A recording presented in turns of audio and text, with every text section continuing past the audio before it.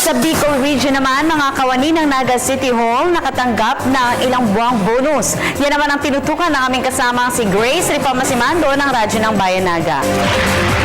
Tulad ng mga kawani ng pamahalaan sa national level, isang buwang Productivity Enhancement Incentive din ang natanggap ng mga empleyado ng Naga City Hall. Ayon kay Mayor John Bongat, nakuha nilang magbigay ng ganitong bonus dahil sa maayos na koleksyon at paghawak ng pera ng lungsod. Hiniling ng alkalde sa kanyang mga kawani na inaasahan niya daw na tanging kasipagan at pagiging matapat, magaling sa serbisyo ang magiging kabalik ng bonus na ito. Hinamon ni Mayor John Bongat ang lahat ng mga empleyado ng City Hall na masipagan pa ang pagtatrabaho. Kung ang isang mamamayan na pumasok sa kanilang tanggapan na malungkot, dapat paglabas nito ay masaya at nakontento sa kanilang serbisyo. Ayon kay Bongat, nais niya ang lahat ng mga kawani ay magpakita ng katapatan sa trabaho. Huwag maglalasing sa oras ng trabaho, bawal ang cutting classes o panluloko sa pamahalaan.